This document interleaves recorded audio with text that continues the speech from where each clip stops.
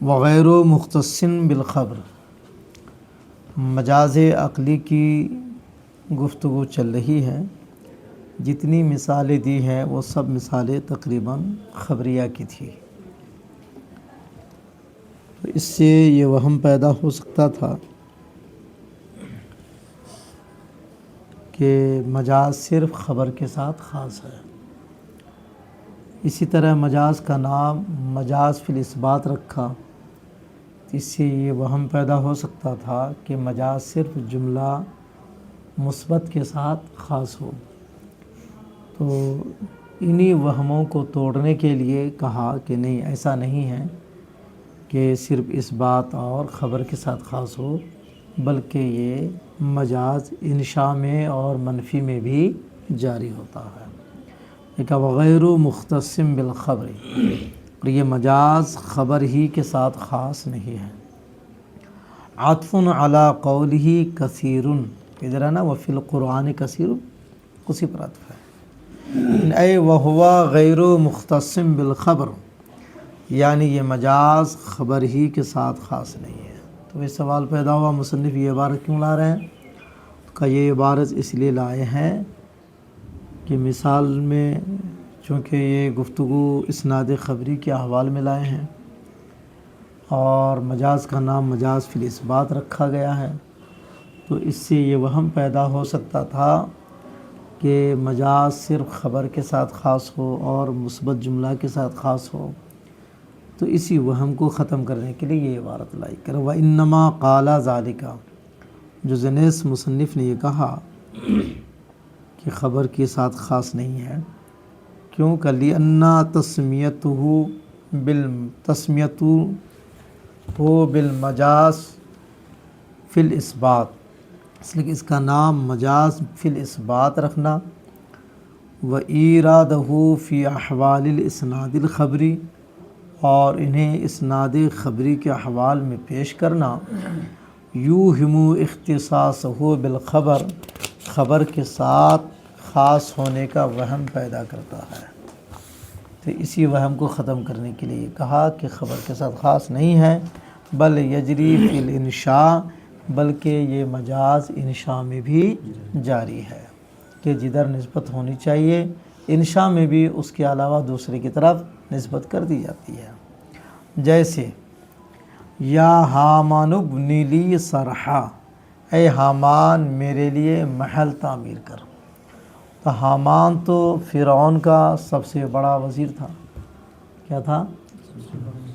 تو ظاہر ہے کہ وزیر کا درجہ بادشاہ کے بعد سب سے بڑا ہوتا ہے. سمجھ گئے؟ بادشاہوں کی طرف فیسلٹی ہوتی ہے، وہ وزیر جا کے اس کے لیے تعمیر کرے گا محل. اینٹا پتھر وزیر جا کے اٹھائے گا، تو اینٹ پتھر کون اٹھائے گا؟ مزدور. تو مزدور کو حکم دینا چاہیے تھا، لیکن حکم کس کو دے رہا ہے؟ وہ وزیر کو. تو یہ مجاز ہے. سمجھ گئے؟ جس کو حکم دینا چاہیے تھا اس کے بجائے دوسرے کو دے دیا. مجاز. مناسبت یہ ہے کہ چونکہ یہ حامان ہی مزدوروں کو جا کے کہے گا، تو حامان سبب بن رہا ہے، سببیت کی وجہ سے حامان کی طرف نسبت کر دی گئی. فَإِنَّ الْبِنَاءَ فِعْلُ الْعَمَلَةِ، کہ تعمیر یہ تو عملہ کا فعل ہے. وَحَامَانُ سَبَبٌ عَامِرٌ، اور حامان اس کا سبب عامر ہے. تو اس سببیت کی وجہ سے ادھر نسبت کر دی گئی، ورنہ اصل فعل یہ کن کے لیے ہے؟ عملہ کے لیے.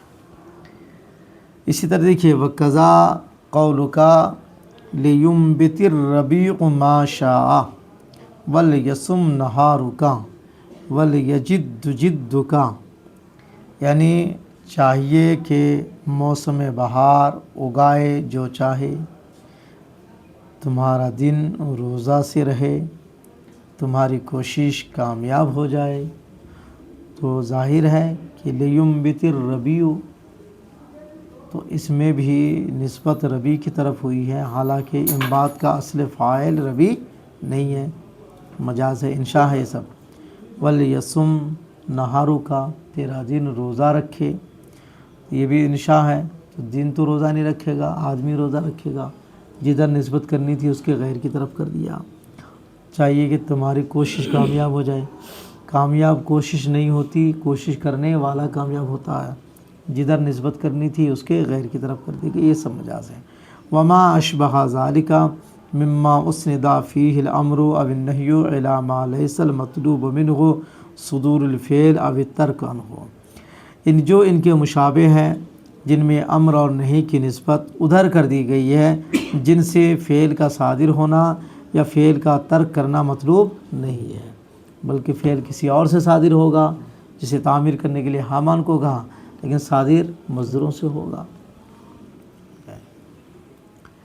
وَقَضَى قَوْلُكَ لَيْتَ النَّهَرَ جَارٍ، کاش کہ نہر جاری ہوتا.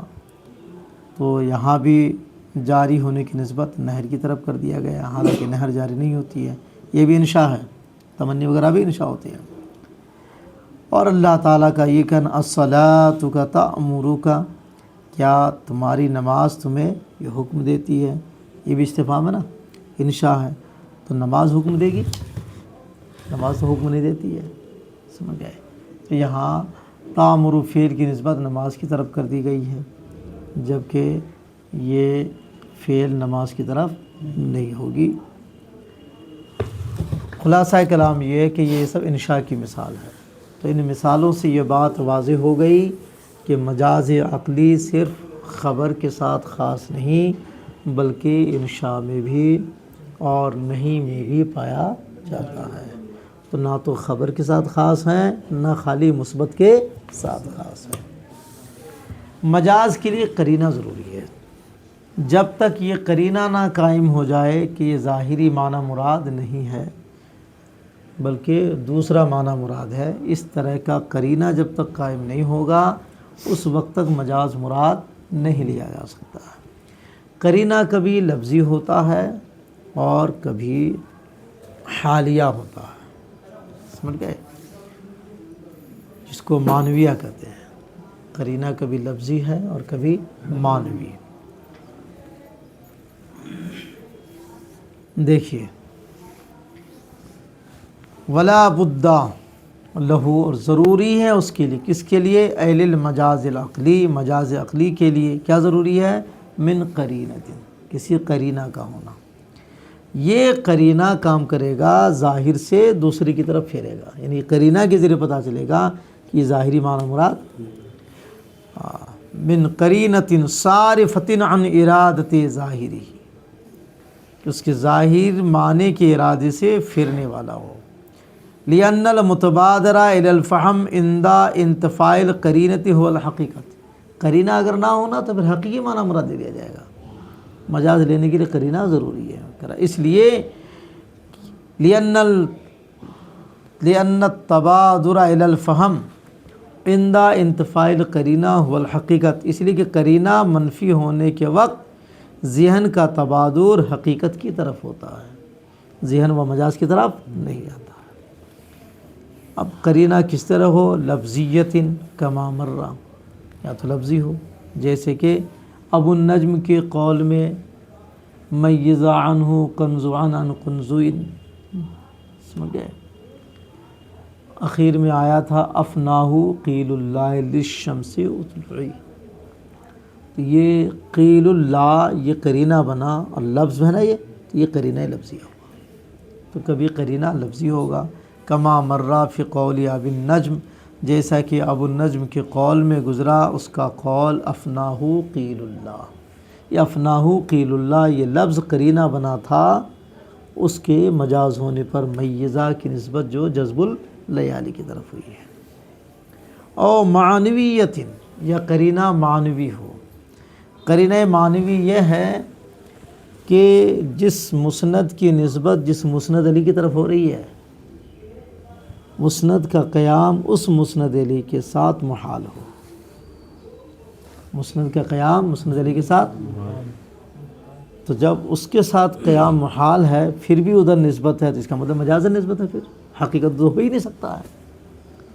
اب یہ محال یا تو عقلاً ہے یا عادتاً ہے. یا تو محال کیا ہے؟ عقلاً ہے، کہ عقل اسے محال سمجھتی ہے. اور ایک ہے عادتاً.